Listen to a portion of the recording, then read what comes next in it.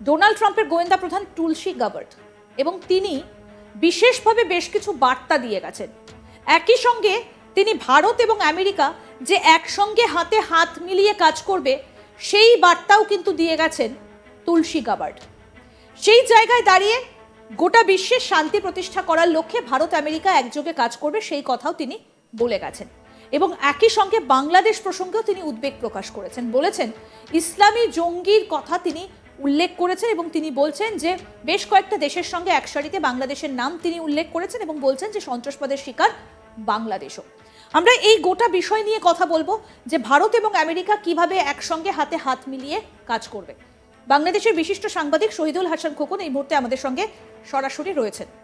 আমার প্রশ্ন দাদা আপনার কাছে যে তুলসী গাবার্ডের এই বক্তব্যের পর ভারত এবার কিভাবে এগোতে পারে, আমি এই জায়গায় আলোচনায় আসবো। তার আগে তুলসী গাবার্ড কি বলেছেন, এই গোটা বিশ্বের কাছে সাম্প্রদায়িক শান্তি বজায় রাখার জন্য কি তার বার্তা একবার শুনিয়ে।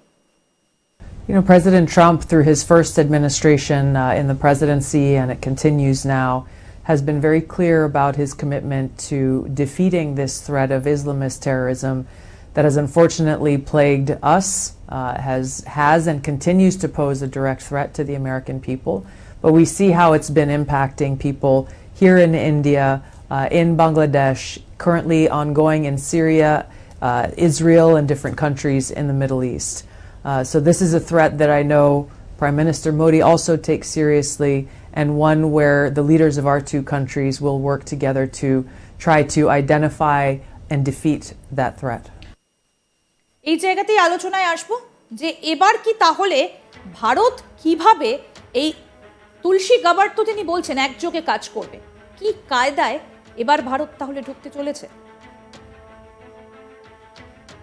ইন্দিরা, বাংলাদেশ পরিস্থিতি নিয়ে ভারতের উদ্বেগের কথা আমরা বিভিন্ন সময় শুনেছি। ভারত সরকার, বিশেষ করে ভারতের যারা আর আন্তর্জাতিক কূটনীতি দেখে, বিদেশ মন্ত্রক, তাদের পক্ষ থেকে দেখেছি, ভারতীয় গোয়েন্দা সংস্থার পক্ষ থেকে দেখেছি, এবং আমরা সর্বশেষ যেটা ভারত সরকারের তরফে দেখেছি সেটা ভারত সরকারের মানে ভারতবর্ষের যিনি সেনাপ্রধান তিনি স্পষ্ট করে বাংলাদেশের এই জঙ্গিপনা, জঙ্গিবাদের যে উত্থান হয়েছে সেই ব্যাপারে উদ্বেগ প্রকাশ তিনি করেছিলেন, প্রকাশ্যে করেছিলেন।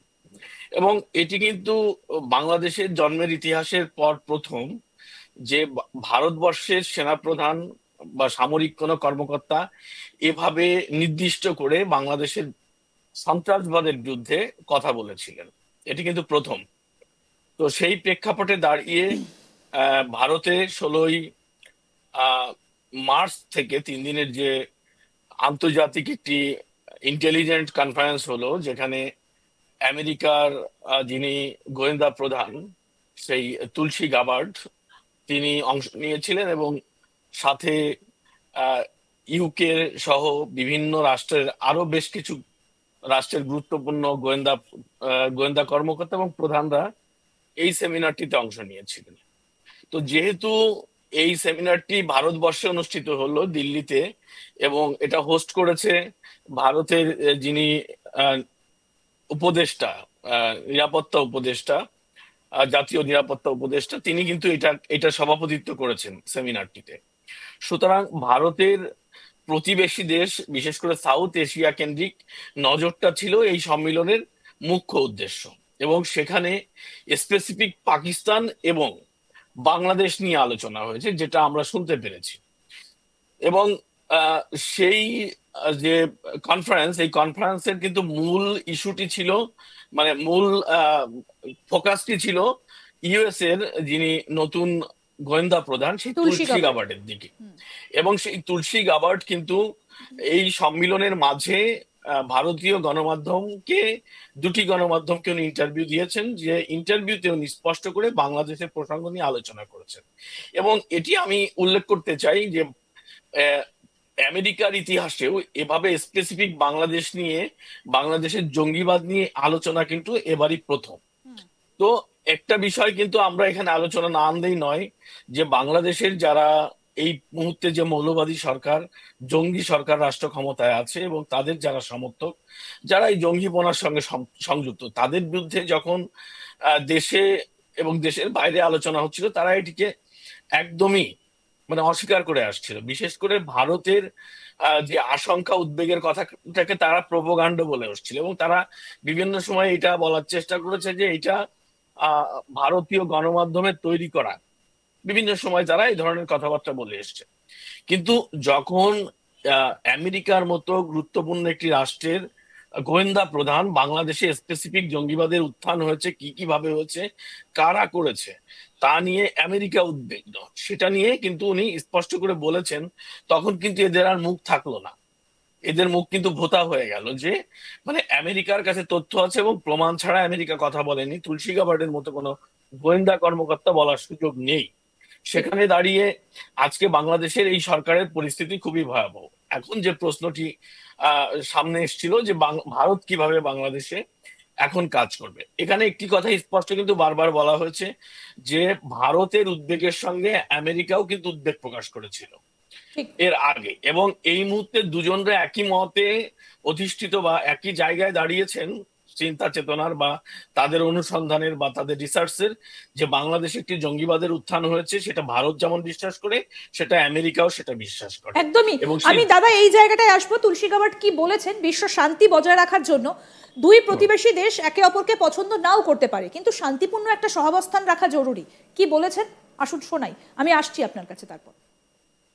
World peace, like community peace, does not require that each man love his neighbor.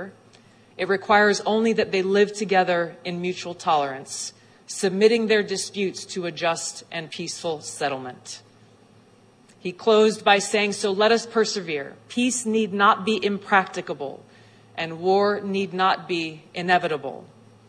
By defining our goal more clearly, by making it seem more manageable and less remote, we can help all people to see it, to draw hope from it, and to move irresistibly toward it." These powerful words were as powerful and true and relevant then in 1963 as they are today. In the United States, President Trump remains unwavering in his commitment to achieving peace through a strategy rooted in realism and pragmatism. Securing peace through strength, which he speaks of very often, requires strong leadership with a clear-eyed and realistic understanding of the global challenges. এটা কিন্তু দাদা বাংলাদেশের কাছে একটা স্পষ্ট বার্তা যে ভারতের প্রতি বাংলাদেশের পছন্দ নাও হতে পারে মোহাম্মদ ইউনূস বা তত্ত্বাবধায়ক সরকারের, কিন্তু তাই বলে এইভাবে অশান্তি ছড়ানো তো তাদের কাছে, যেটা তারা করছে এখন পাকিস্তানের সাহায্যে, এটা তো কোনো সলিউশন হতে পারে না।